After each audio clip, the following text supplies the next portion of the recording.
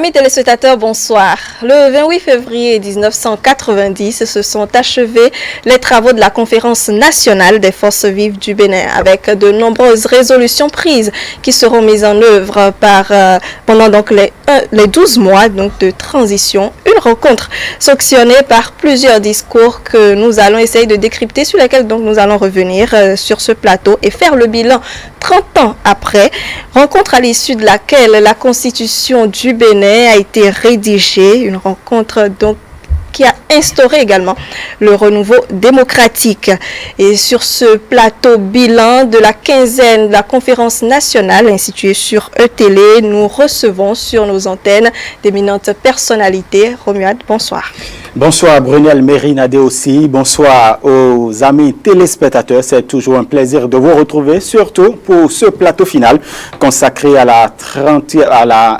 aux 30 ans, j'allais dire, donc de la conférence nationale. Et justement, ceux qui nous aident à pouvoir l'animer, je voudrais bien vous les présenter. Le premier, Kodjo Pierre Tcheng, il est ancien instructeur du Centre national d'éducation révolutionnaire. Il est enseignant de mathématiques à la retraite. Bonsoir à vous. Bonsoir, Romuald. Merci pour la disponibilité. Il faut quand même rappeler que le premier plateau que nous avons tenu dans le cadre de cette quinzaine, vous étiez avec nous. Nous parlions des généralités. Oui, c'est vrai. Merci pour l'honneur que vous nous faites de nous associer à votre tâche de présentation de pages de notre histoire nationale. Je vous félicite pour votre travail assidu. Merci. Un Kodjo peut en cacher un autre. Kodjo François Azodogbeou, il est ancien ministre, ancien préfet, enseignant d'histoire-géographie à la retraite, également un habitué de nos plateaux puisqu'il était là sur le premier plateau consacré à la quinzaine des 30 ans de la conférence nationale. Bonsoir à vous. Bonsoir Romuald, je vous remercie pour votre invitation ainsi que madame qui est avec vous. En tout cas, nous apprenons beaucoup. Merci d'être venu. Voilà, à vos côtés, il est ancien ministre, il est devenu ministre après, donc la conférence nationale. Il a d'ailleurs participé à la conférence nationale. Il est acteur politique également. Jean-Roger Aouyo, bonsoir. Bonsoir. Moi, ce n'est pas Kodjo, mais c'est Kofi. Kofi. J'ai participé à la conférence nationale en tant que représentant de l'association de développement d'Abomey, l'association Vidécon d'Abomey. Merci pour la précision. Voilà. Lui partage ce plateau avec nous, un habitué également de nos plateaux, Antoine Adokonon. Il est acteur politique. Bonsoir. Bonsoir, Romuald. Comptable de formation. Bien sûr. Voilà, très bien. Voilà, là, notre plateau bilan. La première question, je voudrais bien la poser à Jean-Roger Aouyo. Était-il nécessaire d'amorcer cette cette meilleure issue après plus de 17 ans de révolution? Je voudrais parler de la conférence nationale. J'avoue que je n'ai pas compris votre question. Après 17 ans de révolution, oui. Est-ce que l'historique conférence nationale s'offrait pour nous comme la meilleure issue? La conférence nationale s'est imposée. Le pays était en crise. Le régime était en crise, une crise économique. Et il y avait beaucoup d'arrêts de salaire impayés, des grèves. Et il faut féliciter le président Kérékou d'avoir eu la sagesse d'accepter la réunion de cette conférence qui nous a permis de remettre, disons, le pays sur les rails. Donc ça s'est imposé comme une nécessité. La conférence nationale s'est imposée comme une nécessité. Voilà ce qui répond à votre question. Et déjà, puisque vous nous apprenez que vous étiez participant à la conférence nationale en tant que membre de l'association de développement, j'avoue que je ne savais pas que les associations de développement avaient envoyé. Donc, la conférence, c'était quand même une assise qui permettait, qui regroupait un peu beaucoup de délégués qui étaient venus d'un peu partout et de plusieurs cadres. Là encore, il faut féliciter un autre acteur important, oui. Notre ami Dossou Robert, président du comité préparatoire. Tout à fait. Et je crois que c'est sous son impression que la conférence a été ouverte à toutes les sensibilités. C'est le mot qu'il a employé, les sensibilités. Oui, donc il y avait les partis politiques, il y en avait qui étaient en clandestinité, qui émergeaient à ce moment-là. Oui. Il y a les syndicats, il y a les associations de développement, les partis politiques constitués, il y avait le clergé était représenté, tout le monde était représenté. Il y avait toutes les sensibilités politiques, religieuses, et quoi encore. Vraiment, il y avait toutes les sensibilités. Ça, il faut féliciter le comité préparatoire, incarné par Dessous Robert, avec l'accompagnement dynamique de mon ami Batako Ousmane. Qui faisait partie du comité préparatoire. Oui, il était très jeune à l'époque, j'ai revu sa photo. Donc, vraiment, il faut le féliciter d'avoir ouvert la conférence. Et vous étiez allé, oui. Comment? Vous étiez allé, donc, au nom de Vidéo. En tant que représentant d'une association de développement. Vous aviez quel objectif? L'objectif? Oui. C'est de sortir de la situation de crise. L'objectif de tous les conférenciers, c'est de trouver une solution à la crise qui était en cours. Oui. C'est tout. Il n'y avait pas d'autre objectif. Disons de façon générale. Oui. Oui. Très bien. Alors, Monsieur Azaloberou, vous êtes là depuis le début donc, de cette quinzaine des 30 ans de la conférence nationale. La conférence s'est ouverte et s'est terminée quelques jours après. Qu'est-ce que vous retenez avec le discours donc, de Monseigneur de Souza qui a vraiment tenu donc, dans le déroulement de cette conférence-là?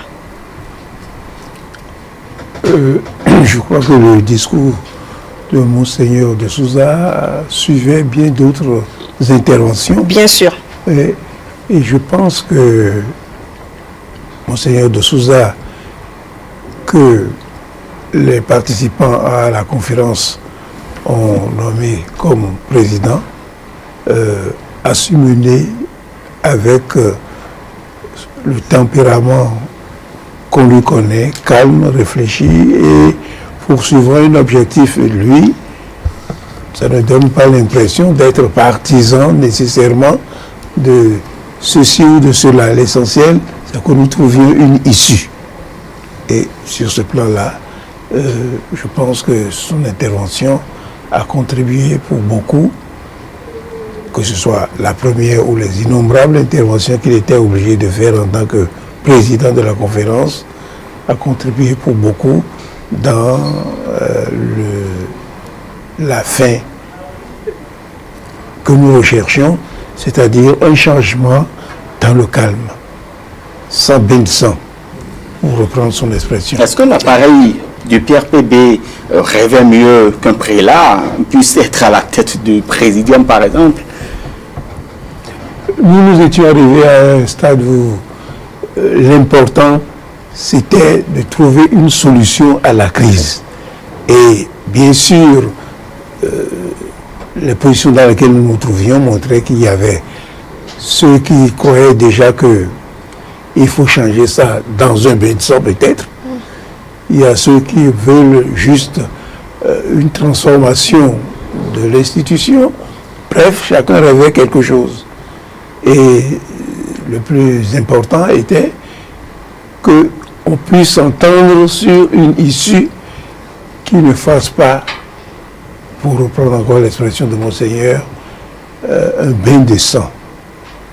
Il a d'ailleurs remercié tout le monde d'avoir fait cas donc de retenue, de ne pas avoir parlé de règlement de compte justement par rapport à tout ce qui s'était passé lors des dernières années. Tchongchen, vous avez donc également suivi, peut-être resuivi ce discours. Qu'est-ce que vous retenez de ça? Non.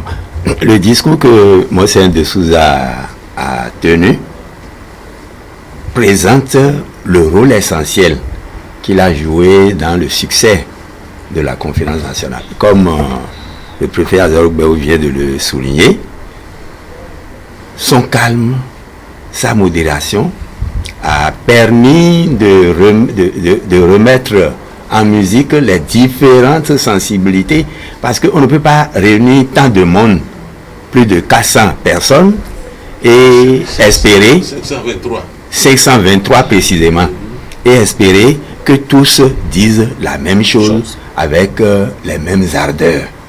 Donc, des fois, il y a eu des élévations de voix, des élans très hauts, mais il a su coordonner tout cela pour que la nation s'en sorte. Sortir d'une crise économique et sociale profonde et se définir les voies d'un nouveau développement sans que le coût humain soit trop lourd pour le pays. Je crois que c'est ça qui est l'essentiel. Je n'ai pas là devant moi les termes du discours, mais c'est ce que j'ai retenu. En ce qui concerne le déroulement même on voudrait toujours revenir un peu sur le management de la conduite donc des travaux de la conférence nationale. Est-ce que certainement peut-être que c'est parce que c'est un prélat, c'est un homme de Dieu qui était aux commandes que les acteurs politiques quand même arrivaient à l'écouter peut-être. Est-ce que vous faites l'analyse également de cette façon, Antoine Adoukono? Non, je crois que ce serait trop prétentieux de dire que c'est parce qu'il est un homme de Dieu, un prélat, que les acteurs politiques ont su le suivre. Je ne crois pas, parce que, comme ceux qui ont vécu la conférence l'ont dit, on était arrivé, moi je n'ai pas suivi, j'étais au CE2, mais quand j'ai lu l'histoire, j'ai compris que on était arrivé quand même à une phase de la crise où toutes les tendances, y compris le président Mathieu Kérékou même, étaient quand même prêts pour qu'on trouve quand même une solution consensuelle pour que ça ne dégénère pas, pour que ça ne nous emporte pas dans les flots de sang, comme Monseigneur lui-même l'a dit. Donc, il y avait déjà cette prédisposition. Mais le fait qu'on ait choisi aussi un prélat devant va peut-être donner plus de confiance aux acteurs politiques qui, d'habitude, n'aiment pas se faire confiance. Si on met un homme politique devant, on peut être peut-être hanté par le fait que il va finir toujours par des ruses politiques à s'inscrire dans une tendance donnée. Et donc quand on choisit un prélat, peut-être que ça a joué que cette inquiétude s'est levée, et comme il y avait les prédispositions, les choses sont allées plus vite. Qu'est-ce qui... Oui. C'est le choix de Monseigneur de Souza. Il faut savoir qu'on a pensé à notre prélat avant lui. Tout à fait. On a pensé à Monseigneur Sass. Mais en temps où Sass a fait tout en prison, on a pensé qu'il avait peut-être des choses là contre le régime qui risquait de. Donc on a préféré choisir Monseigneur de Souza. Ce n'est pas le caractère de prélat qui est l'élément essentiel à retenir. On a parlé de son calme. Moi, j'ajouterai son intelligence. Il a dirigé la conférence avec intelligence. Je crois que c'est ça qui a tout sauvé. Il a su dialoguer avec Kérékou.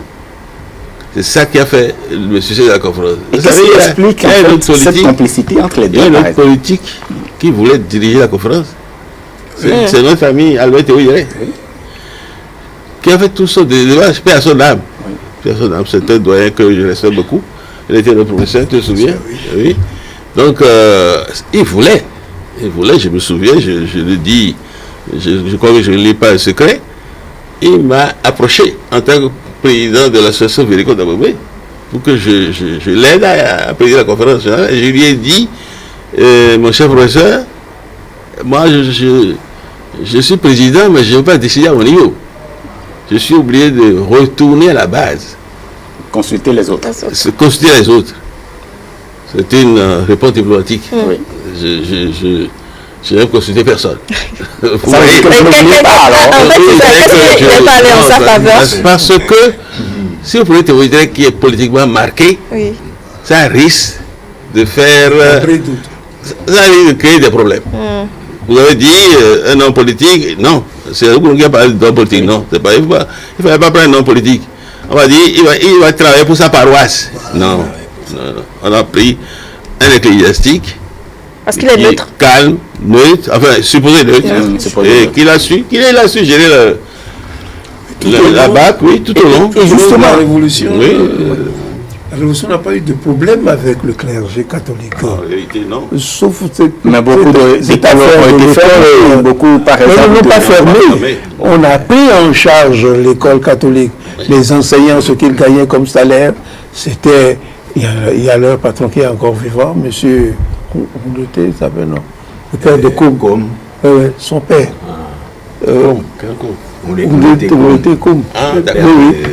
Les églises, les enseignants catholiques étaient vraiment mal payés. Oui. Et il fallait régler cette question. La solution qu'on a finalement trouvée, et sans que le clergé ne soit agressif contre la Révolution, c'est que nous avons décidé de payer le salaire de ces enseignants-là.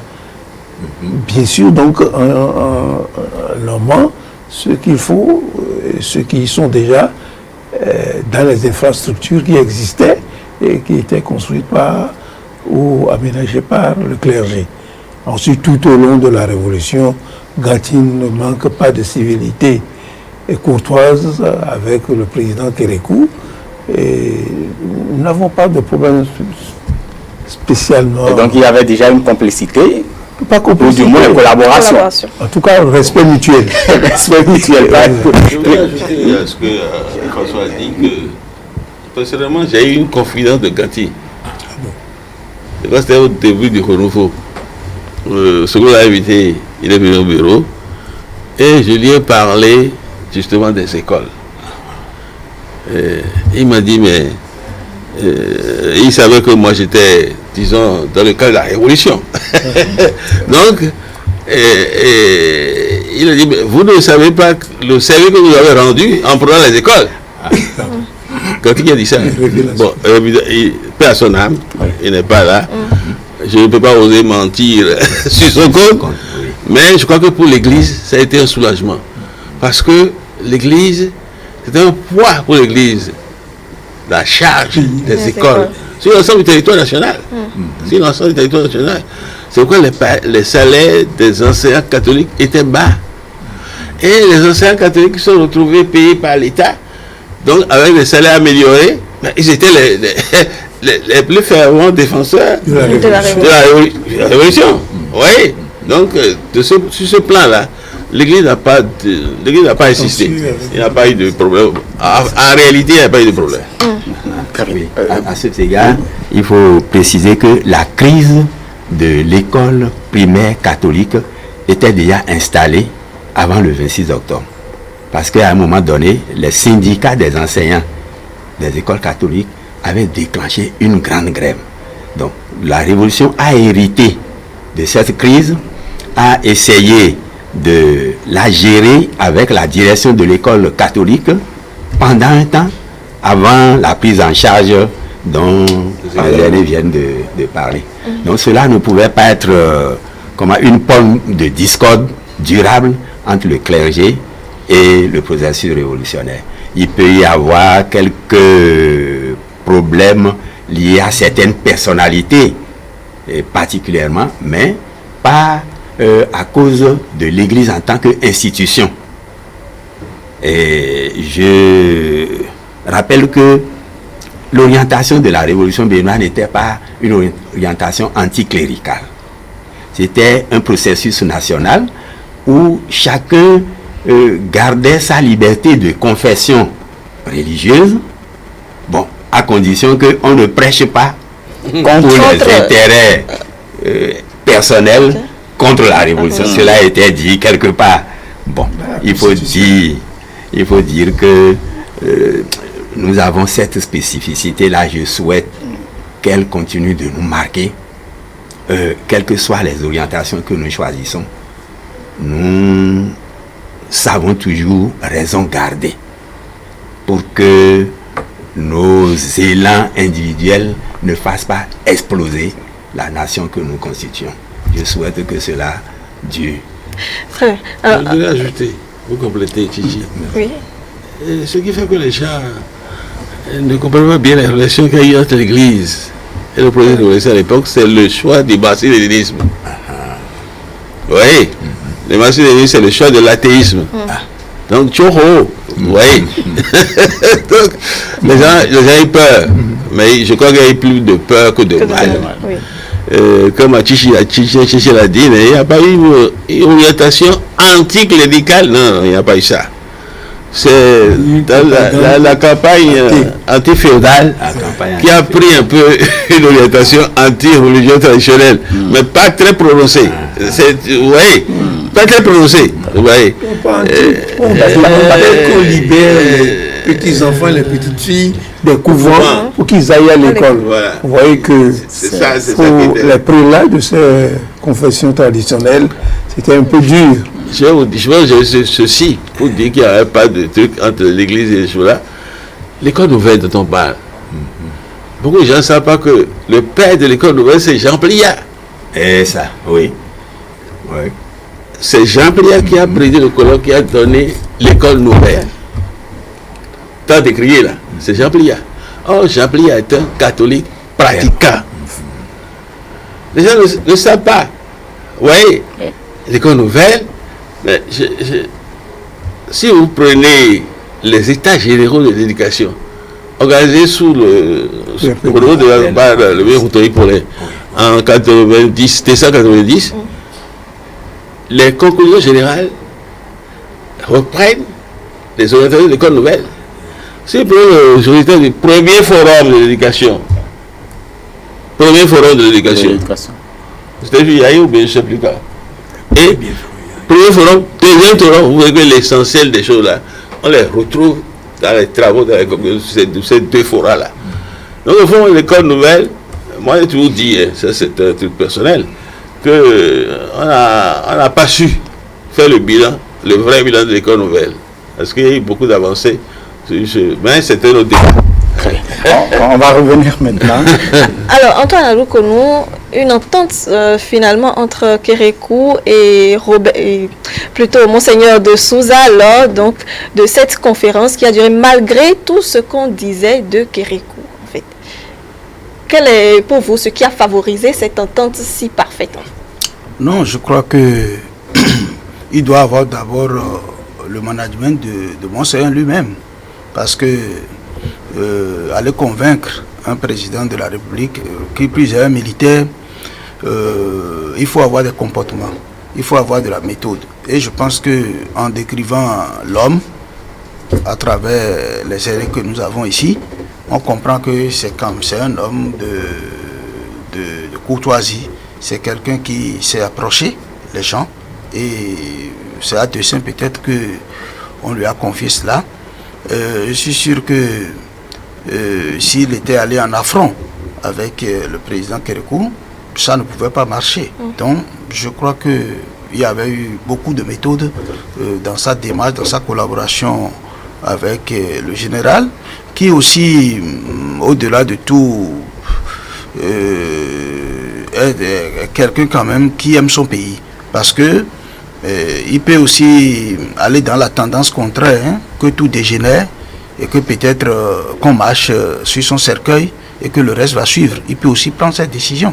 Mais il était aussi prédisposé au dialogue et je pense que de commun accord, les choses avaient été bien faites.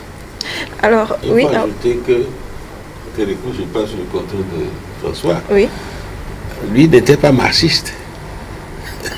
Lui, Kérékou, il n'était pas marxiste. C'est tout paradoxal. Écoutez bien. Oui. Lui, je crois qu'il était catholique. Il a même un aumônier, le père Dayan, de mémoire. Donc ça se joue aussi dans ses relations avec Monseigneur. Kérékou était un homme de foi. Les circonstances l'ont amené à proclamer le marxisme comme méthode de gouvernement et idéologie de l'État. Mais lui était un homme de foi et je crois que ça a joué un rôle dans sa collaboration avec Monseigneur. C'était un truc que je voulais ajouter. Kobe Pierre, pour la jeune génération surtout, quelles sont les étapes fondamentales que vous avez notées quand vous revisitez un peu les travaux de la conférence nationale? les étapes. Bon, je peux dire que moi je n'étais pas à la conférence. J'ai participé à l'ambiance qui a conduit à la conférence et de loin j'ai suivi son déroulement. Lorsque vous avez organisé la quinzaine, vous avez vu, vous avez diffusé beaucoup de choses, vous avez fait intervenir les journalistes, différentes personnes qui... Tout à fait, les syndicats. Vous avez vu l'élan, l'ambiance. Je peux dire que on peut noter d'abord une ambiance de libre expression de ce que chacun a vécu et de ce qu'il souhaite.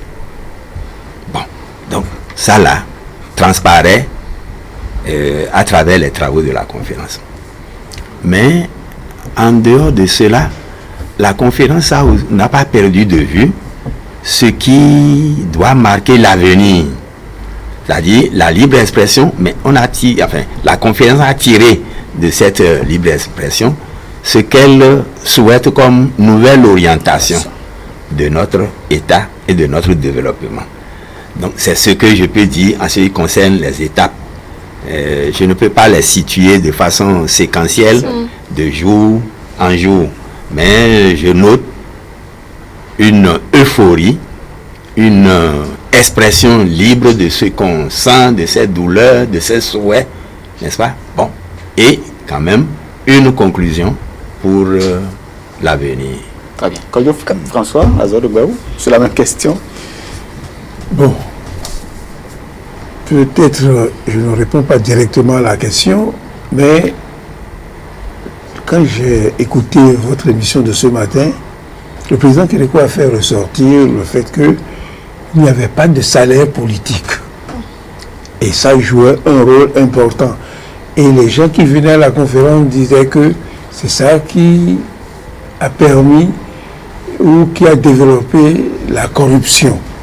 Bon, l'histoire a montré par la suite que c'était la petite cuillère, puisque quelqu'un a bien dit que les louches sont venues après pour la corruption, des gens qui avaient des salaires politiques. En tout cas, pour ma part, et je l'ai toujours dit, nous faisions de notre mieux et on n'écartait pas nos camarades, même si ils pensaient au départ qu'on s'est trompé d'appréciation dans certains virages. Mais je n'ai pas de salaire, je me déploie pour que le pays avance. Et quelqu'un dit que lui vient, il va tout ranger et mettre de l'ordre partout. Personnellement, je pense qu'on n'a qu'à le laisser, il n'a qu'à faire l'expérience, on va voir. Et à la conférence, c'est là, ceux qui ont poussé à multipartisme intégral, ceux qui sont partis dans la direction de libéralisme économique débridé. Pour ces deux choses-là, moi je dis, la conférence a fait fausse route et c'est ça qui va conduire à sa fin, à la fin de ce qu'elle produira. Plus évidemment, le comportement des hommes qui désormais ont un salaire politique, qui ne sont pas plus sains que les autres. Alors, tout ça, ça joue. Il faut revoir. Il faut revoir parce que les gens se sont détournés de cette affirmation jamais entendue d'un chef d'État dans notre pays. Et chaque fois que je viens ici, je le dis, la caractéristique fondamentale et la source première de l'arriération de notre pays, c'est la domination étrangère. Si on ne voit pas ce qui se cache derrière le mot domination étrangère, toutes les manipulations qu'ils font de nous et tout ce qu'ils tirent de notre pays, on ne comprendra jamais comment guérir nos maux. Et j'ai déjà indiqué que dernièrement, celui qui est là aujourd'hui a fait ressortir à Dakar clairement certains des aspects de la domination étrangère. Clairement à l'UNESCO, ce que c'est que la pharmacie et les produits pharmaceutiques et tout ça. Les gens ne reprennent pas ces choses-là parce que ils vont dire après, il a parlé tout seul. Très bien. Jean-Roger Aoulou, vous qui avez quand même participé à la conférence nationale, quelles sont pour vous les grandes étapes ou les étapes importantes durant ces 3 Je vais dire comme Chichi. il n'a pas participé, il a dit, il a suivi de loin. Et il a dit qu'il n'a pas retenu les étapes séquentielles. Moi, j'ai beau avoir participé, mais je n'ai pas retenu d'étapes séquentielles. Pour dire que, dans le premier temps, la Cour a dit ceci, ensuite on a dit non. Il y a eu un débat général qui a duré une dizaine de jours. Très bien. 101 francs. 101 francs. Moi, j'ai perçu rien. Pendant les 10 jours, je n'ai pas perçu un franc. Mais ce qui est parti au conférence nationale au Niger, Congo, Kinshasa. Il y avait la crise économique, ici on ne pouvait pas payer. Togo, oui. Ceux-là ont perçu de l'argent. Et parce qu'ils percevaient de l'argent des perdiens, ça a duré longtemps. Pour deux pays, 3 mois. 3 mois. 3 mois, vous voyez, ils étaient payés en dollars. Nos amis du Congo, Kinshasa, vous voyez, pas un franc. La conférence générale, c'est ça. L'autre a parlé de libre expression, oui. C'est ça. En 72, il y a eu la révolution. Les militaires ont pris le pouvoir. Et puis, ce que les gens doivent retenir, c'est que après octobre, il y a eu le discours programme. Oui. Ce discours programme a mobilisé le peuple derrière la révolution. Oui, derrière la révolution. C'est bien que la révolution n'a pas payé de salaire politique aux gens, comme il disait tout à l'heure. Mais les gens ont travaillé. Les gens ont travaillé. Donc, vous voyez, lorsqu'on a institué le parti unique, le PRPB, bon, les gens ont vécu ça. Parce qu'ailleurs, c'est très différent. Oui, mais c'est ce que la fin du PRPB et la libre expression, c'est cette explosion-là qui a marqué la conférence nationale. La possibilité de dire ce qu'on pense. C'est ça qui a caractérisé la conférence nationale. Et les gens se sont donnés libre cours. À cœur joie. À cœur joie. Chacun a dit ce qu'il voulait. Et le résultat final, c'est ça que qu'on a résumé en 2 choses-là. Le libéralisme, le multipartisme intégral et le libéralisme débridé, économique débridé. Vous voyez, le résultat global, c'est ça, ces 2 volets-là. Sur le plan politique, multipartisme intégral, sur le plan économique, capitalisme ou libéralisme débridé. Le résultat, nous sommes en train de vivre ça aujourd'hui. Les 30 ans là, voilà. Nous sommes en train de vivre ça avec talent. Voilà. Je ne sais pas si vous permettez. Oui, donc j'ai dit tout à l'heure l'explosion de la liberté d'expression. Mais moi j'ai dit, j'étais instructeur au Centre national d'éducation révolutionnaire. Même dans cette période que beaucoup qualifieront de période d'embrigadement, nous faisions les réunions de formation patriotique, que ce soit au camp de Ouida, que ce soit dans les unités de production, c'était des forums de libre expression. Sur un thème présenté, les auditeurs posaient des questions de compréhension ou exprimaient librement leur point de vue. Donc, la question démocratique est toujours entachée de prise de position. Je me souviens au cours d'une formation au camp de Ouida, après un exposé que j'ai présenté avec mon aîné Azor Béou aux côtés, certains ont pris la parole pendant près d'1 heure pour dire leur ressentiment contre le processus révolutionnaire. Mais c'est d'autres étudiants qui ont répliqué en commençant par dire "It depends where you sit". Ils ont évoqué les événements du Parlement anglais, où dès que quelqu'un prend la parole, les autres disent "Shame, shame, oh honte, nous ne voulons pas entendre ce que tu dis". Ça, les débats politiques sont toujours des débats orientés. Si on crée une ambiance où chacun dit dans un tel débat ce qu'il pense sans être poursuivi, c'est tout de même quelque chose qu'il faut reconnaître. Et bon, Mais maintenant, le parti unique, quand on est sorti de l'expérience des anciens partis avec le conseil présidentiel, est-ce qu'il appartenait à ceux qui se sont engagés dans le processus et ont contribué à l'élaboration du discours-programme de réclamer le réveil des anciens partis qui mettaient le pays en opposaient les populations les unes aux autres? Je pense que ce qui a prévalu, c'est réaliser, unifier notre pensée et notre action. Et il y a une chanson qui le dit, pour donner à notre peuple l'espoir d'une société où il fera bon vivre. Nous ne pouvions pas, dans ce moment-là, aller dire, mais pourquoi vous ne ressuscitez pas les anciens partis? Bon, donc, le parti unique et la restriction des activités contre l'orientation, bon, c'était, à mon avis, un fait historique.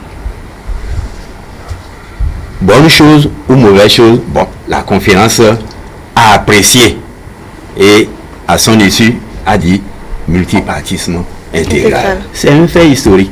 On en tirera les leçons. Aujourd'hui, on en parlera d'ailleurs. Le multipartisme intégral. Et quoi d'autre à l'issue donc de la conférence nationale? Non, beaucoup de choses. Les libertés ont été redéfinies suivant le nouvel agenda. Mais je note quand même que tout ça a été inscrit dans la Constitution et il n'y avait pas, quand bien même on a quitté la Révolution où on estime que les questions de liberté n'étaient pas des questions qui étaient accessibles à tout le monde. Mais je dois dire que les libertés qui sont ouvertes également dans la Constitution de 1990 n'étaient pas des libertés absolues. Il n'y a pas d'abord de liberté absolue dans aucune constitution du monde. Lorsque le constituant donne les libertés, il précise toujours que il y a des règles à suivre. Les libertés sont exercées conformément aux lois et règles en vigueur dans la République. Donc, ce n'est pas que... Et c'est ça que nous perdons de vue, parce que lorsque nous parlons de multipartisme intégral, et ça, nous le lisons dans le préambule de la Constitution.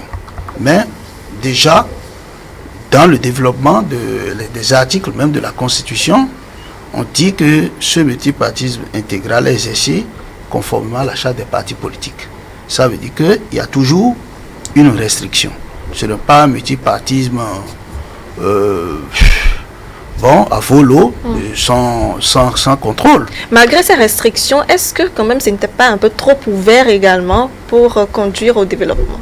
Oui, non.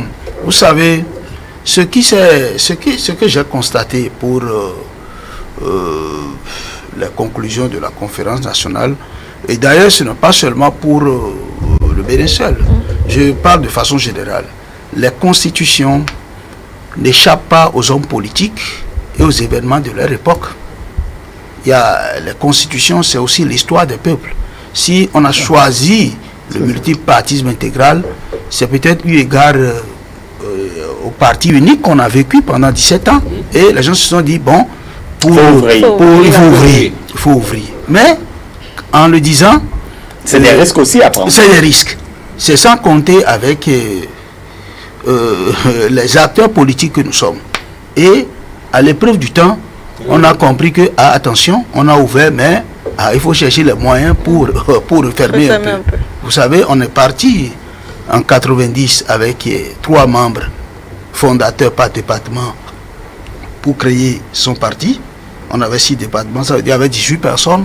Vous pouvez créer votre parti. Donc vous pouvez rester au niveau de votre salon et avec des coups de fil, créer votre parti.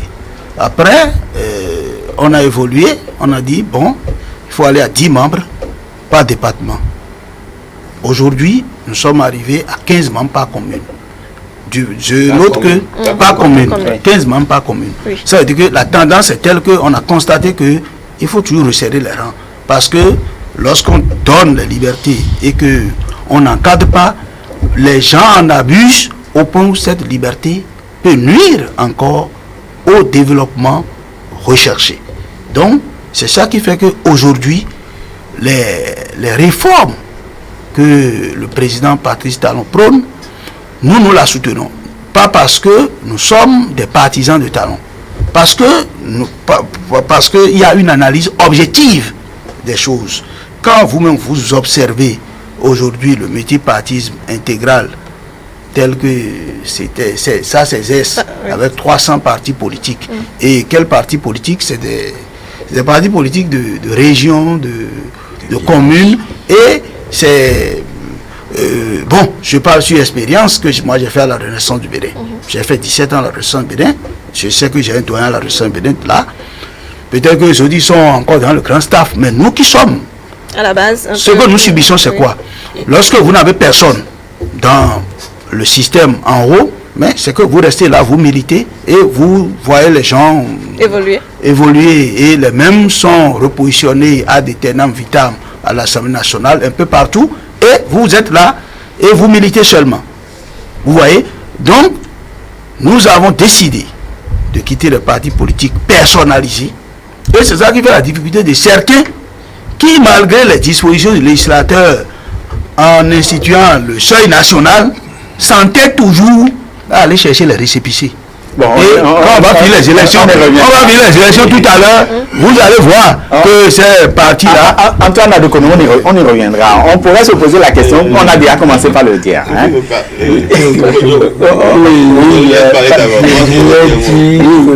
D'abord par rapport aux acquis, vous savez, beaucoup de personnes parlent de l'esprit de la conférence, qu'il y a des acquis qui ne sont pas préservés. En fait, qu'avons-nous fait des acquis de la conférence nationale 30 ans après?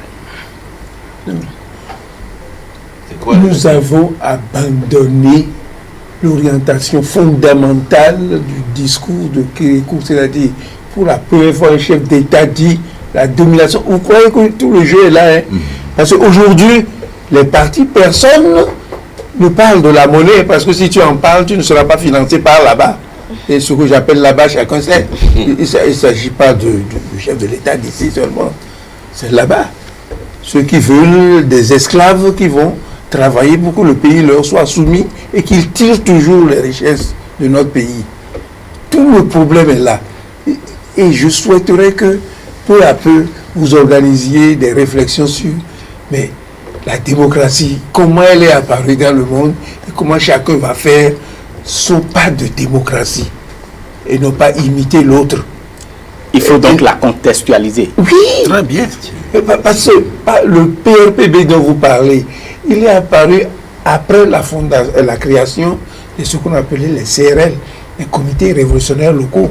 Et comment les comités révolutionnaires locaux sont apparus dans les villages avec des effectifs clairs, c'est-à-dire une proportion de jeunes, une proportion de personnes âgées, une proportion de femmes. Déjà, dès le début à la Révolution, on dit, et on dit que si tu n'es pas pour la première phrase, la domination étrangère, là, tu ne dois pas rentrer dans un CRL. Donc, c'est clair, très clair. L'orientation est nette.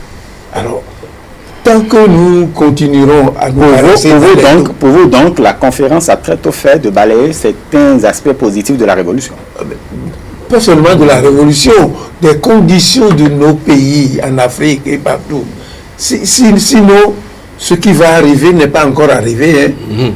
C'est-à-dire qu'aucun d'eux ne sera opposé à l'autre que parce qu'ils sont des intellectuels de sensibilité différentes. En réalité, la sensibilité, si on creuse au fond, vers la fin, c'est ses intérêts. L'intérêt de... Et c'est ça qui lui fait créer son parti, qui lui fait maintenir son parti. Sinon, aucun... Vous allez sur la campagne électorale, qui osera parler de la monnaie? Même si le chef en parle, ils ne parleront pas. Très bien. Jean Roger. Deux petites mises au point. Donc, toi, Tchétché a dit, oui, pendant les travaux des colloques, les séances de formation. Des séances de formation patriotique, il y avait une liberté d'expression. Moi, je suis rentré au pays en 76. 76. J'étais parti faire ma thèse, comme on dit. Et pendant mon absence, il y a eu la formation qu'il y a eu au Kakezo en mai 76. Vous vous souvenez? Ok. Oui. Et le PAPB, qui n'était pas encore créé, on a réuni les cadres nommés dans les ministères et peut-être dans les sociétés et on leur a fait une formation. C'est ça. Quoi, c'est la fameuse proposition, c'est qui m'a donné. En fait, c'est le grand cadre, Amoussou Bruno, Moussa le banquier, et des gens qui étaient peut-être un peu moins âgés que comme mon ami Kodjo qui est ici. C'est ce qu'on m'a rapporté. Pour dire la liberté de choses là dans les. On m'a dit que Kodjo voulait faire une conférence au cadre et il avait plein de citations. Il avait Plein de citations. plein de citations. Mao Tse-tung a dit. Staline avait dit. Ok. Lénine a dit. Kim Il-sung a dit. Attends, je te dis, c'est une. Qu'on m'a raconté. Et à la fin, quelqu'un qu'on m'a nommé, je n'en ai pas ici, lui a dit, il a répété les trucs là. Mao a dit, Staline a dit, mais toi-même, qu'est-ce que tu dis? Oui, donc la liberté. C'est pour illustrer seulement la liberté de ton qui avait beaucoup cette formation-là. Beaucoup cette formation, le cadre réuni, cette formation a débouché sur la création du PAPB. Mais c'est ça, le PAPB s'est créé là, au camp. Beaucoup de cas n'ont pas adhéré. Ça, c'est un. Deuxièmement, quand je suis rentré, tout de suite, on m'a happé. Je suis allé aux maisons. Parce que j'étais aux maisons, les gens pensaient que j'étais PAPB. De l'intérieur? De l'intérieur de l'orientation nationale, tout ça. Avec Azenro. Vous connaissez Azenro? Tout à fait. On n'est pas si jeune. Je sais que ça va coûter, mais ça, c'est une autre histoire. Donc, c'est lui que j'ai remplacé. Comme DGM, c'est mon ami Kodjo que j'ai remplacé. Mais, donc, je n'ai pas appartenu aux choses-là, mais les gens pensaient, quand j'ai été nommé au Bison, que j'étais le PAPB. Deuxièmement, alors vous l'avez dit tout à l'heure, parler de la RB. Oui. Il a raison. Moi, quand on a commencé le renouveau avec Soglo, ils avaient demandé de l'aider à créer un parti. Avec une commission mise en place, il y avait Mitoba, il y avait moi, il y avait Ladikbo, il y avait Guy Adjaron, il y avait beaucoup d'autres, Madame Lawson, et on était en train de créer, de faire les travaux pour la création de ce parti-là. Quand ça n'a pas décidé de créer la RB, vous voyez, nous avons choisi. Nous, on n'a pas été à la RB. Je vous parle vous éclairez. Nous n'avons pas été à la RB de Rosine. Nous avons créé le RAP. Vous vous souvenez, il y a eu un parti qui a le RAP qui s'est créé à l'époque, qui soutenait Soglo, sans être de la RB. Et puis il y a eu les élections législatives de 1995. Ça a été aux élections. Le RAP n'a pas réussi en griffe. Parce que par la suite, nous avons su que les résultats du RAP ont été donnés à la RB. Ça, c'est la pratique de l'époque. C'est après ces résultats-là, après les législatives de 1995, que nous avons fait une réunion au niveau du RAP. Et nous avons dit, bon, écoutez, nous sommes en train de suivre Soglo. Il nous dit, venez dans mon parti. Et la majorité des membres du comité directeur m'ont suivi. Et nous avons été à la RB à ce moment-là. Et les autres, Mitoba, Ladikbo et beaucoup d'autres, sont restés RAP. Malheureusement pour eux, ils n'ont pas eu les moyens de développer le RAP. Parce que quelqu'un a dit, dans une émission que j'ai écoutée ces jours-ci, l'argent était devenu le facteur essentiel de la vie politique. Si tu n'as pas d'argent, tu ne peux pas. Et on sait, nous savons, celui qui a introduit l'argent dans le jeu politique, c'est mon ami de toujours, Adrien Mbouji, pour ne pas le nommer. Ouais, donc, il y a eu beaucoup de choses on a peu de temps pour faire la main, je vais arrêter la boulot. Oui, mais je reste avec vous. C'est par rapport aux acquis. Effectivement, vous posez la question de savoir c'est quoi les acquis concrètement de la conférence. Parce qu'on en parle tellement, on dit on ne préserve pas les acquis 30 ans après. Qu'est-ce qu'on en fait? Qu'est-ce qu'on en retient? Qu'est-ce qu'on en fait? Ou qu'avons-nous fait? Je ne sais pas ce qu'on appelle les acquis. Moi, je ne vois pas très bien. On ne va pas me dire de façon sur les acquis. Ils vont te dire liberté, démocratie. Non, si c'est ça, si c'est ça, la liberté d'expression, si c'est ça, je constate, moi, que pour l'essentiel, nous avons toujours de la liberté d'expression. Nous avons une presse, là, les gens publient, et on n'a pas interdit tout le monde. Si certains ont des problèmes avec cela, mais c'est que il y a un code de la presse et il y a un code du numérique. C'est la loi actuelle, ça. Si tu ne payes pas aux lois du numérique, vous serez frappé. Il y a des gens qui ont été frappés, personne n'a compris, on dit, on a mis un journaliste, c'est la loi actuelle, ça. Vous voyez, les acquis, moi je dis ceci, de façon générale, concernant la conférence. Oui. La conférence nationale, n'est pas un aboutissement. C'est une étape dans notre marche en avant. Une étape importante, mais ce n'est pas un aboutissement. On n'a pas clos l'histoire du Bénin avec la conférence nationale. Quel que soit le problème d'acquis. Non. L'histoire continue. L'histoire continue. Taron est là, Taron partira. L'histoire continue. Oui. Lui, il est venu avec les politiques, les forces politiques qui sont là. On a fait le bilan de choses là, de liberté intégrale, là. Multipartite intégrale. Oui. Pendant 30 ans, ça nous a fait avancer, ça nous a bloqué, ça nous a arriéré. On va continuer? Non. Il faut tirer les conclusions. Surtout que des partis nous disent pourquoi le Bénin et l'Afrique ont des difficultés immenses. Ils ont peur de dénoncer l'exploitation et la domination étrangère. Vous étonnez. Ils n'ont pas étudié. C'est ce qui fait qu'ils n'avanceront pas. Oui. C'est vrai que nous avons fait une marche démocratique 30 ans. Oui. D'accord. Avons-nous allié démocratie et développement ou il devrait y avoir de lien entre la démocratie et le développement? Démocratie et développement. Bon, je crois qu'il ne peut pas avoir de développement sans démocratie.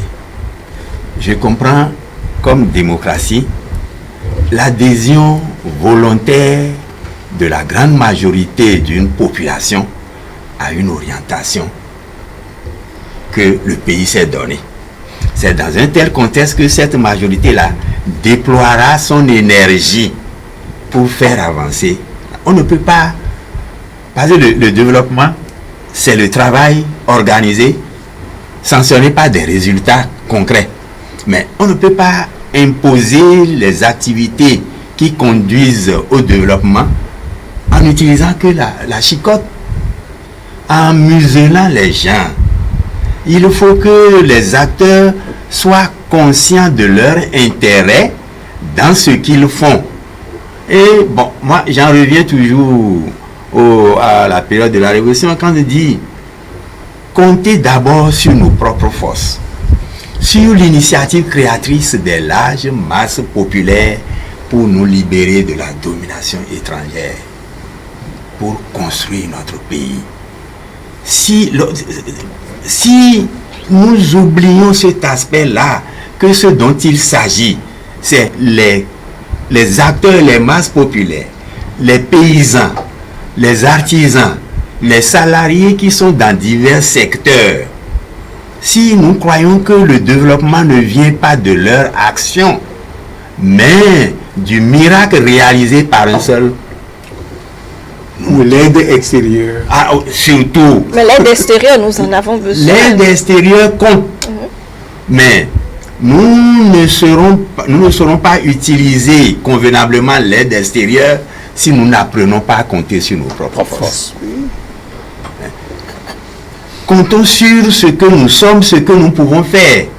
Ça nous aidera à utiliser parcimonieusement et ce que nous créons et ce que les autres nous apporteront. Encore que personne ne nous apportera rien s'il ne découvre dans ce qu'il apporte ses propres intérêts. Très bien. Antoine Adou, non, je crois que le débat, il est lancé. Hein?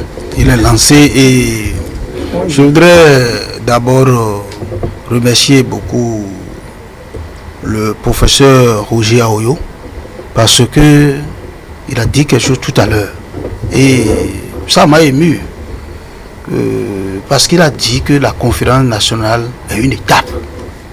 Cela doit être retenu par tout le monde parce que à côté d'autres personnes de son âge qui ont participé à la conférence nationale et qui chantent ce que vous avez dit là, les acquis, il faut que d'autres disent que c'est une étape. La conférence nationale n'est pas une fin en soi. Et je le dis parce que le peuple a le droit éternel de modifier sa constitution. C'est pourquoi j'ai rappelé tout à l'heure que les constitutions sont liées à une époque, à des acteurs politiques de cette époque, à beaucoup de paramètres. Et lorsque, c'est pas pour rien que la constitution même prévoit d'abord sa révision, parce qu'elle est écrite pour conduire un corps social qui est en pleine mutation. Et donc, si le corps social, dans sa mutation, se voit le besoin d'une certaine adaptation, on ne peut pas dire non, il y a eu des acquis depuis 90, quels que soient les Béninois qui vont venir 10 ans, 20 ans, 50 ans, 100 ans après, on ne peut pas bouger d'un iota parce qu'on a considéré que c'est acquis. Personne ne peut le dire. Si à un moment donné, les acteurs politiques d'une époque donnée estiment qu'à l'épreuve du temps, il y a des éléments qu'on peut conserver, mais qu'il y en a qu'on peut toucher, on ne peut pas dire non, parce que c'est un acquis, le multipartite intégral là, et sous nos yeux, nous voyons que ça nous arrière, et on dit non, c'est les acquis, on ne peut pas toucher, et on constate que ces acquis dont on parle là, il y en a qui détruisent notre existence. Est-ce qu'il faut continuer avec? Donc, je crois que le problème d'acquis doit être relativisé avec le temps. Quand nous avons fait la marche, quelles sont les choses que nous avons acceptées en 90 et qui aujourd'hui continuent d'être actuelles, qu'on peut conserver? En ce moment, c'est toujours des acquis. Mais il y a d'autres que nous avons acceptés compte tenu de beaucoup de paramètres. Par exemple, on a dit à plus de 70 ans, on ne peut pas gérer. Peut-être qu'ils l'ont dit en ce moment parce qu'ils visaient aussi des personnes. Il faut le dire, nous avons vu des gens qui ont plus de 70 ans. Le président Humbedji a plus de 70 ans. Et il a géré l'Assemblée nationale. On n'a pas senti que c'est quelqu'un qui n'a pas ses sens. Au point. Mais si la nouvelle génération constate que peut-être cette disposition, c'est un exemple que je donne. Cette disposition, par exemple, il faut la revoir parce que on a des gens de plus de 70 ans qui tiennent le bout. On peut dire, bon, ça là, c'est un acquis, mais aujourd'hui, nous constatons qu'on peut ouvrir. Pour que ceux qui ont plus de 70 ans, je vais te donner un exemple parmi tant d'autres. Donc, le problème d'acquis doit être considéré que c'est un acquis en 90. Et à l'épreuve du temps, ce qui est acquis peut être revu. Et donc, partant de là, il se pose donc le problème, parce que vous êtes en train de voir la démocratie, le développement. Le développement, la démocratie, en fait, la démocratie dont on parle là, il y a quoi dedans? Ce qu'il y a simplement, pour ne pas faire des discours de droit constitutionnel, c'est qu'on permet au peuple de choisir ses représentants pour diriger le pays. Maintenant, la qualité des représentants dépend du développement du pays. Vous avez aujourd'hui l'asphaltage. C'est avec tous les présidents que vous avez eu ça. Mais si le peuple n'a pas choisi Talon, il aurait choisi un autre candidat qui aurait fait aussi une autre option. Donc, il y a un lien intime entre la démocratie que nous faisons et le développement du pays. Quand vous prenez le préambule, tous les droits qui sont annoncés dans le sens de l'épanouissement du peuple béninois. C'est pas qu'on va exercer les droits en oubliant l'avenir du peuple. Donc il y a un lien étroit. Je veux dire quelque chose pour appuyer à Lukonou. Il a dit chaque constitution s'inscrit dans un contexte. La constitution du 11 décembre 1990 a décidé, les constitutionnalistes, ils ont décidé délibérément d'éliminer du jeu politique les anciens présidents. Voilà. Zessou, Ahomaligwe, Maga, qui était encore vivant. C'est pourquoi on a mis la limite là à 70 ans. Voilà. Ad hominem. Une loi ad hominem ne dure pas. Vous voyez? Mais là aujourd'hui, on peut décider, et peut-être à l'avenir, les gens vont décider de faire sauter la limite d'âge. Personne n'a osé pour le moment. On a toujours dit 40 ans, 70 ans. On y arrive. Pour le moment. Mais il n'est pas exclu qu'à l'avenir, on revient sur les conditions d'âge. Vous voyez? Mais ce qui est, parce que on a hésité un peu. La constitution 90 là, c'est délibérément qu'on a éliminé les anciens présidents en mettant la limite à 70 ans. Parce qu'on ne voulait plus qu'ils reviennent. Qu'ils reviennent. Voilà. Oui, moi je voudrais dire, les choses étaient simples quand nous étions nous jeunes. Nous luttions pour l'indépendance, la liberté. Nous savions ce que ça veut dire. Parce qu'il y avait là quelqu'un qui avait donné des coups de pied dans les fesses de nos parents, qui pillait nos ressources, et nous disons ça doit suffire. On a vu le Ghana en 1955 avoir un drapeau, avoir l'indépendance. C'est très facile. Mais maintenant, c'est moins facile. Les gens ne voient pas ce qu'on appelle la souveraineté nationale. Lorsque le Congo, l'ex-Congo belge, le Congo Kinshasa, a fait ses élections en ne mobilisant que ses propres fonds, c'est l'expression d'une souveraineté nationale qui a empêché d'autres d'élire qui veulent élire. Et quand ils ont des difficultés, ils n'ont pas élu totalement ce qu'ils veulent élire, ils ont organisé leur affaire nationalement. C'est la souveraineté nationale. Quelqu'un veut vous faire des rails millimétriques ici et on s'est opposé à ça. Rail métrique. Rail métrique. Le standard c'est 1 mètre 20, 40. Bon, on s'est opposé à ça. Mais c'est ça qui le gêne dans le port le port principal de Douala. C'est les mêmes groupes qui nous pillent.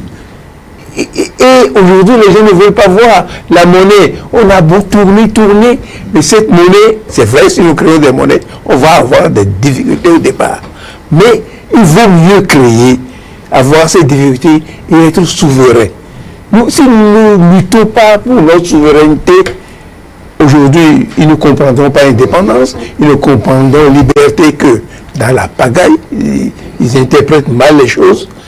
Mais si nous disons souveraineté nationale, aujourd'hui, personne ne nous a... Il y a des gens qui ne souhaiteraient pas qu'on fasse les routes telles qu'elles sont faites maintenant, mais nous avons décidé de les faire comme ça. Ça nous arrange, c'est notre affaire. Surtout que nous, c'est pas notre propre gymnastique, on trouve de quoi les faire. La question de la souveraineté nationale, il faut qu'on y revienne. Il faut qu'au moins pendant leur campagne électorale, les partis, bloqués ou pas bloqués, ou qu'ils soient, commencent à parler de ce qui est souveraineté nationale. Sinon, si la domination étrangère vous gêne, parlez de souveraineté nationale. Non, ça ne passe pas. Oui, les résultats sont mieux. On sait ce qu'on fait dans le cadre de ce qu'on peut faire. Oui, on sait.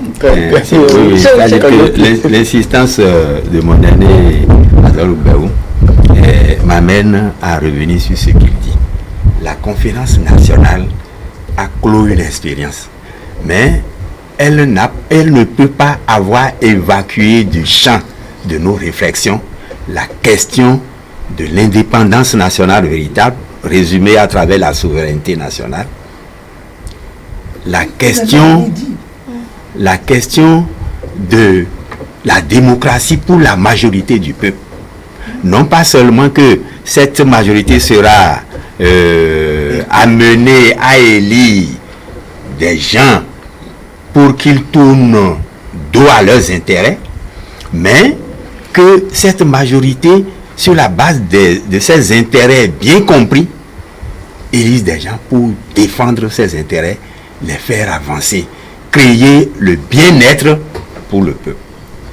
Je pense que la conférence ne peut pas avoir clos ce débat-là. Il nous appartient, dans le contexte nouveau post-conférence, de faire revivre ces valeurs, que les générations qui viennent après nous s'en saisissent pour continuer la lutte. Nous parlons de patriotisme. Il faut aimer le pays, être disposé à se sacrifier pour lui. Et nous ne pouvons pas voir le patriotisme aujourd'hui d'un Bénin clos, enfermé sur lui-même. Il faut voir le Bénin patriotique en liaison avec le panafricanisme. Nous ne pouvons pas concevoir un plan de développement béninois si nous ne tenons pas compte de notre environnement africain. Presque toutes les grandes puissances font la cour à l'Afrique aujourd'hui. C'est Chine-Afrique, c'est Japon-Afrique, c'est Inde-Afrique, France-Afrique. mais pourquoi pas nous-mêmes, pourquoi pas Afrique-Afrique? L'OUA a mené un grand combat pour réaliser, en tout cas pour dessouder le système colonial de la plupart des pays, mais le combat reste à mener. Il appartient à l'Union africaine aujourd'hui de continuer ce combat dans le sens de la réalisation de l'unité économique et des plans de développement connectés pour que nous puissions aussi compter comme les Chinois. Hein? Eux, ils sont des milliards, c'est ça, ils ont un vaste marché, ils peuvent aller vite. Mais si nous, on est morcelés en petits pays dans des frontières artificiellement tracées par la colonisation et que nous ne comprenons pas que nous avons des intérêts communs, nous resterons longtemps le marché pour les autres. Il faut que les jeunes se saisissent de ces valeurs-là et luttent pour. Et enfin, bon, moi, quand on parle de valeurs, je ne peux pas ne pas dire que je rejette le socialisme. Je suis fils de paysan. Mon rêve, c'est que les gens qui ont vécu les conditions de mon papa et de ma maman vivent mieux. Vivent de leur travail, que la modernité les aide à mieux organiser. N'est-ce pas? Et c'est ça pour moi le socialisme. Mur de Berlin tombé, ce n'est pas là l'affaire. Très bien. Du 1960, 1990, 2020, on pourrait dire, devrons-nous attendre ou devrons-nous avoir une autre espérance pour un autre cycle qui commence maintenant? Si. Antoine Adoukono. Oui, je crois que ça s'annonce vraiment un cycle. Si je vois déjà les réformes courageuses que le gouvernement actuel a commencé par faire. Et ces réformes, je veux déjà la constitution qu'on ne touche jamais a été touchée pour annoncer les couleurs que le peuple béninois est désormais prêt à s'adapter aux circonstances qui se présentent à lui. Donc, 90 à aujourd'hui, l'essentiel est conservé, mais on a commencé par toucher ce qu'il faut toucher. Donc, certainement que le cycle est amorcé. Hein. Une autre étape. Je voulais dire que je passe sous le contrôle de mon ami Koyo. En réalité, dans nos pays, il y a deux options. Sur l'ordre politique, il y a deux options. Il y a deux options fondamentales. Il y a le PCB et tous les autres. Le PCB, c'est la révolution intégrale, y compris, si c'est nécessaire, armée. Vous voyez, le PCB parle de domination étrangère. Eux, ils ont ça. regardez le truc, vous avez ça. Vous avez ça. Mais, c'est là que moi je fais, ils ne sont pas toujours compris par ceux qu'ils défendent. Est-ce que vous voyez ce que je veux dire? Si le PCB ne participe pas aux élections, c'est que il a peur. D'abord, il n'a pas les moyens financiers pour se lancer dans cette chose-là. Mais c'est le PCB qui a des militants de partout, sans discrimination d'ethnie, de ceci, de cela. Lorsqu'on veut parler de démocratie, là, il y a tous ces facteurs-là qui entrent en jeu. Nous avons d'abord, on a dit, nos sociétés là ont été nos populations ont été rassemblées dans des frontières par les colonisations, mais nos populations appartiennent à des ethnies différentes. Ça, c'est des contradictions secondaires qu'il faut évacuer pour faire l'unité de la population et pour créer la démocratie. Oui, c'est pas facile. Parce que lorsque les gens parlent de démocratie, vous leur dites, qu'est-ce que vous mettez dans la démocratie? Et vous voyez les embarras. Ils sont très embarrassés. Vous voyez? C'est pourquoi il dit, en réalité, il y a deux grandes options. L'option PCB. L'option PCB, qui est très claire, et les autres se débrouillent.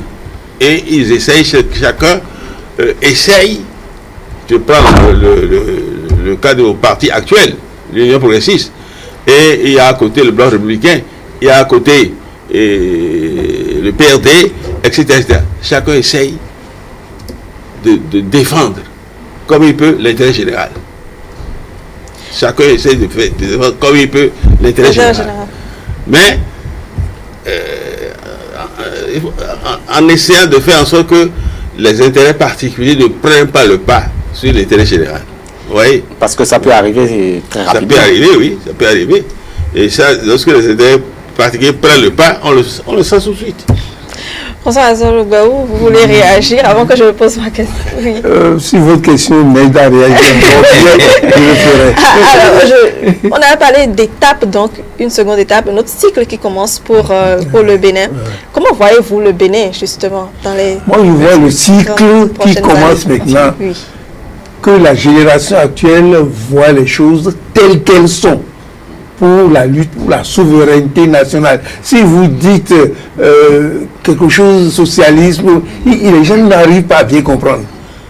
Mais que ceux qui sont là disent la monnaie là, il nous la faut.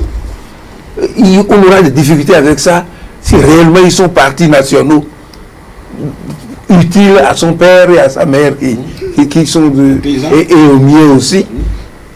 Il faut qu'ils le disent. Parce qu'aucun de nos paysans ne pourrait aller dans les banques actuelles. On fait du saupoutrage. Et on dit qu'on aide les paysans. C'est faux. C'est faux, ils s'en rendront compte. Mais il y a des dispositions qui sont mises en place pour aider ceux qui sont les plus pauvres. Oui, ça c'est la charité. La charité n'est pas l'organisation pour la production. L'organisation, oui. C'est pas la même chose. La charité, c'est pas l'organisation ensemble. Nous, on a fait l'État ne fait pas la charité. La coopérative. L'État ne fait pas la charité. On a fait ça sous la Révolution. On a expérimenté des coopératives où les gens, ils ont le résultat qui est partagé, c'est exactement l'effort qu'ils ont fourni. C'est noté. On a appris ça, comment ça se fait chez les autres, et on a expérimenté. Mais on a oublié la sociologie. On a oublié que nous sommes à une étape de développement de notre société où les enfants constituent, c'est eux qui apportent aux parents, quand ils vieillissent à la campagne, je veux dire, ce qu'il faut.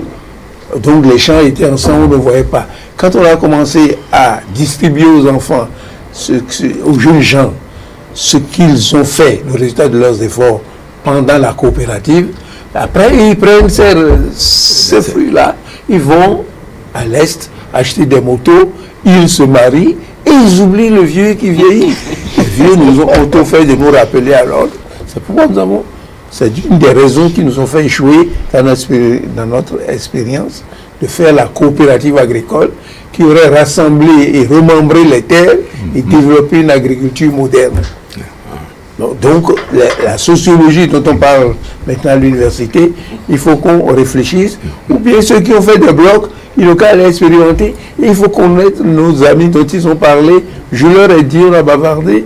Si nous n'allons pas vers ces gens-là pour voir, bien nous allons...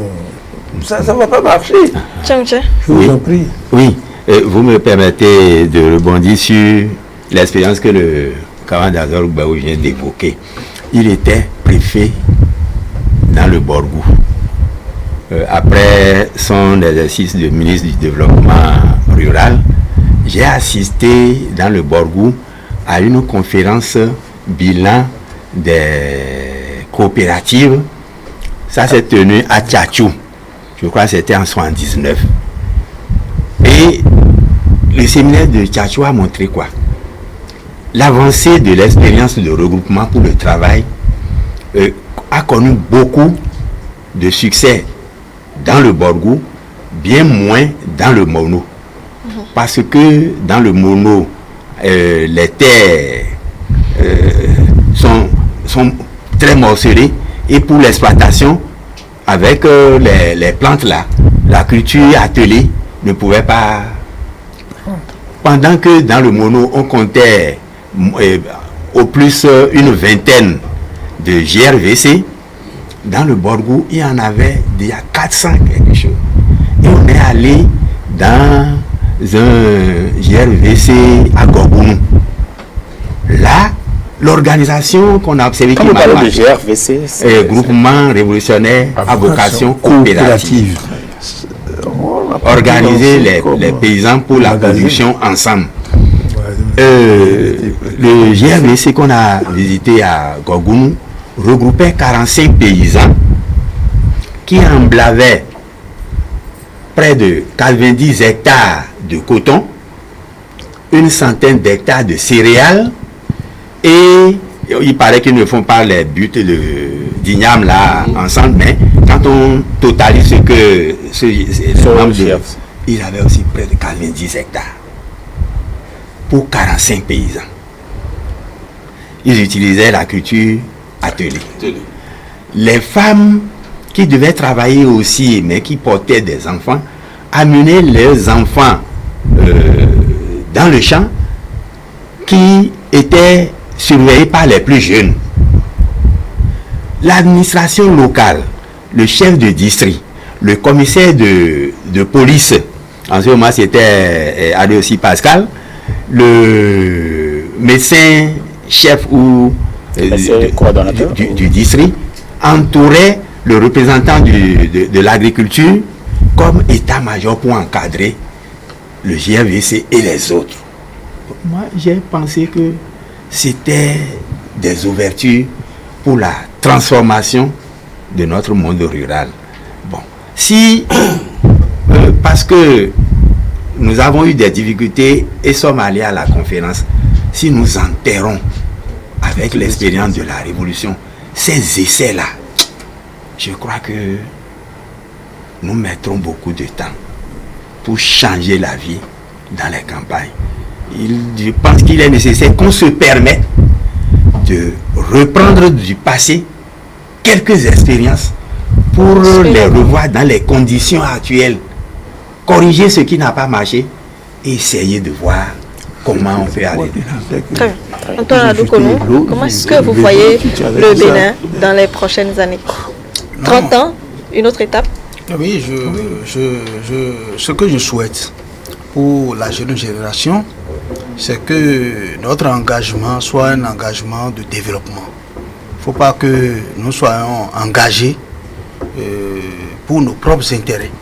Il faut d'abord que l'intérêt général prenne le pas. Et c'est pour peut-être modéliser cela que aujourd'hui on est en train de faire les réformes, surtout au niveau du système partisan. Parce que c'est dans ce cadre aujourd'hui que c'est ce cadre que les jeunes envahissent et s'ils ne sont pas sous le contrôle d'une certaine hiérarchie, ils font toute la pagaille qu'ils veulent. Aujourd'hui, hier j'ai fait des débats avec certains qui ont dit bon, que l'Union progressiste et le bloc républicain vont disparaître juste après le départ du président Patrice Talon. Et je leur ai dit que c'est une illusion. Parce que ce que nous faisons aujourd'hui n'a rien à voir avec ce qui a été. Puisque la loi a supprimé les alliances. Nous ne sommes pas en alliance au niveau de l'Union progressiste comme au niveau du bloc républicain. C'est des partis qui sont créés par fusion d'autres partis politiques. Et je leur ai dit, avec les questions de seuil telles qu'on a mis là, et avec le parrainage, quel président va quitter le FID pour venir? Il passera pas un pas. Parce qu'en fait, ce qui fait disloquer les autres partis, c'est si simple. C'est-à-dire qu'un président vient de n'importe où, qu'on ne sait pas. Et quand il vient, tous les partis politiques sont obligés de lui faire allégeance. Il en profite pour maintenir ce qu'il veut maintenir et détruire ce qu'il veut détruire. Mais si aujourd'hui, il ne peut plus venir sans les acteurs politiques, ça veut dire qu'il vient par un parti qui est déjà là et le parti là va rester. Donc la disparition ne sera pas aussi facile comme les gens le pensent. Et donc la jeunesse doit pouvoir donc revoir sa manière de militer au lieu de penser à créer des partis qu'on vend à la veille des élections pour aller faire les alliances et revenir là. Notre engagement politique aujourd'hui au niveau de la jeunesse doit pouvoir vraiment s'inspirer de l'histoire de nos prédécesseurs. Parce que quand vous voyez les doyens ici, vous sentez que ils avaient milité avec le souci de développement du pays. Ce que vous n'observez pas chez nous aujourd'hui, en tant que jeunes, y compris moi-même.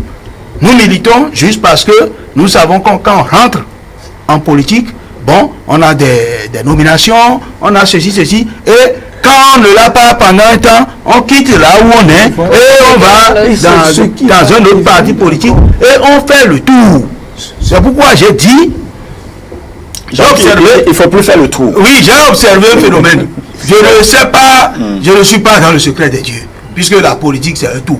Mais ce que j'observe, que les gens quittent le bloc républicain, l'Union progressiste, et on dit je suis devenu bloc républicain, ou bien j'ai quitté le bloc républicain, je suis devenu progressiste. Ça, des fois, je me pose des questions pour dire, mais est-ce que les gens ont compris ce que nous voulons faire? Ils comprendront. Mais est-ce que c'est pas parce qu'il n'y a pas justement une réglementation pour... Le gouvernement est en train d'entrevoir un projet de loi sur la transhumance politique, tout à fait. Parce que quand vous observez bien, ceux qui font ces mouvements, ce n'est rien que pour le positionnement. Quand vous voyez ces mouvements, c'est des mouvements qui sont nés à la veille de ces élections communales. Et moi, personnellement, ça ne m'agrée pas. Mais je ne sais pas si c'est les doyens qui sont à la base. On ne peut pas comprendre. Mais moi, de loin, je voudrais intervenir pour conclure pour aussi. Dire, pour l'appuyer. Et là, il devient partisan. Ouais. Moi, je suis pour les réformes en cours. La réforme du système partisan, je suis pour. C'est-à-dire, les blancs républicains, l'UP là, attendez pour voir. Quand on sera plus là, c'est fini. Et lui dit, c'est pas fini. C'est pas fini, pour moi. Oui. C'est pas fini à une seule condition. Ah, voilà. À une seule condition. Il faut que ces partis-là s'enracinent. Il faut que dans leur fonctionnement, on voit que non, la démocratie, mais on voit qu'ils se battent pour l'intérêt général. Voilà. Qu'ils ne s'alignent pas derrière quelqu'un. Non. Ces partis-là, et c'est là des mérites de talent. Hein. Moi, je suis talonniste, si vous voulez. C'est-à-dire que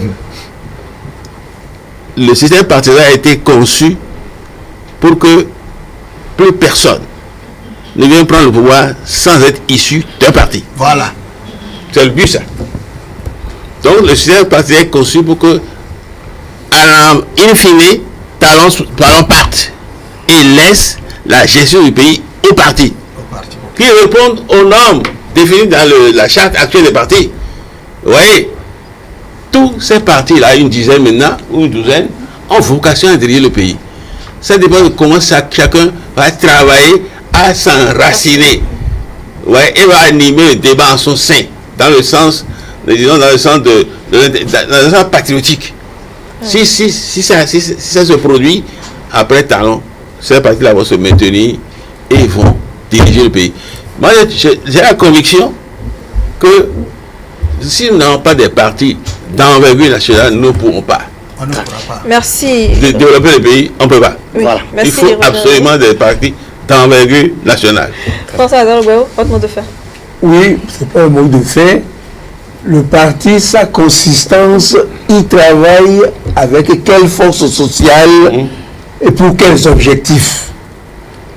Nos objectifs nationaux aujourd'hui sont opposés à la voracité des puissances qui viennent pomper nos richesses. Si on n'ose pas poser ces questions-là clairement, eh bien, oui, si on n'ose pas, eh bien, de nouvelles luttes, vous aurez des jeunes gens dans votre parti, mais lui, il fait la nana à sa manière, et ceux qui ont de grandes forces l'écrasent, et ils sont à la tête du parti.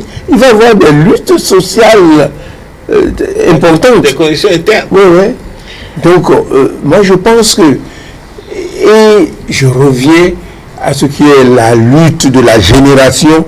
Si elle ne règle pas combien de temps ça durera, je n'en sais rien, la question de la monnaie, eh bien, on n'avancera pas. Merci, François Azalogbo. Pierre Tchang. Bon, nous sommes à la clôture de votre quinzaine sur la conférence nationale. Vous me permettez de vous exprimer de nouveau mes félicitations pour l'initiative qui vous a amené à redonner la parole à des acteurs de la période et des participants à la conférence. Cela permet de nous faire venir à la mémoire ces événements de notre histoire et d'informer des jeunes élèves, étudiants ou jeunes d'aujourd'hui qui n'étaient pas encore très mûrs à l'époque et qui ne connaissent rien de la conférence nationale.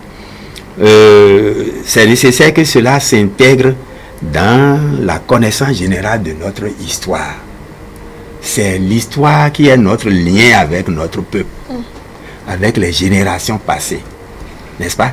Le président, au cours de l'interview qu'il a accordée aux journalistes, a dit qu'il met l'année sous le signe des 30 ans de la conférence nationale et des 60 ans de notre indépendance nationale. Je crois que ça là, c'est un programme qui vous est ainsi donné, puisque vous avez axé les débats sur la conférence nationale.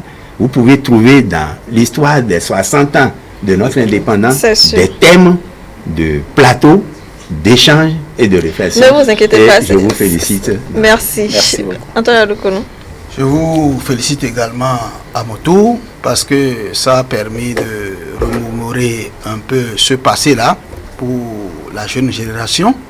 Je voudrais féliciter tous les acteurs qui, en ce moment, ont conduit les travaux pour que la conférence nationale aboutisse et dire qu'ils ont fait un travail acceptable lié au contexte, à leur époque, aux événements de leur époque, à peut-être ce qu'ils ont projeté, mais répéter le professeur Roger Aoyo qu'ils n'ont fait qu'une étape de la vie du peuple béninois et que, à l'épreuve du temps, le peuple pourra toujours, avec son pouvoir éternel de modifier sa constitution, se réajuster.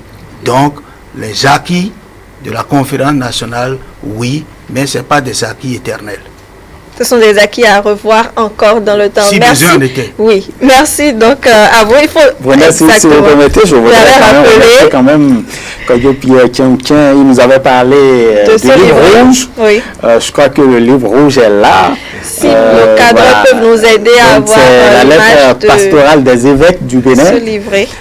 pour le carême de l'an de grâce 1989. Il en avait parlé lors du premier plateau. Tout à fait, les de généralités, la quinzaine, oui. il en avait parlé. Et vous pouvez voir, je ne sais pas, hein, paradoxe ou paradoxe, c'est une édition spéciale demandée par le gouvernement de l'époque. Par le gouvernement de l'époque, vous voyez, le livre rouge, en fait.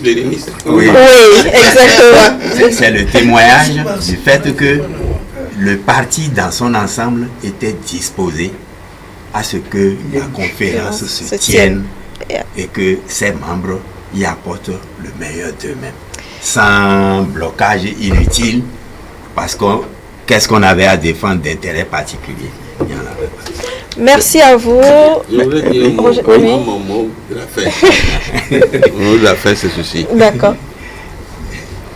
Nous ne pouvons pas développer notre pays sans des partis d'envergure nationale. Ça, c'est exclu. Deuxièmement, la conférence nationale n'est pas un aboutissement.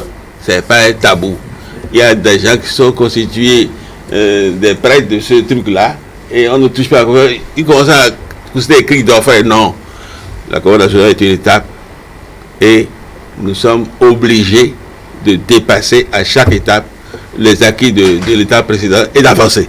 Je vous remercie. C'est un plaisir de vous avoir reçu. Merci à vous de vous être déplacé, Roger Aoyo, François Azalogbeou, Kodjo-Pierre Tchien, Antoine Adoukonou pour ce plateau, mais également merci à tous nos invités qui nous ont soutenus donc depuis le début de cette quinzaine. Merci à toute l'équipe technique de production Romuald Moui. C'est un plaisir également d'avoir été à vos côtés. Merci.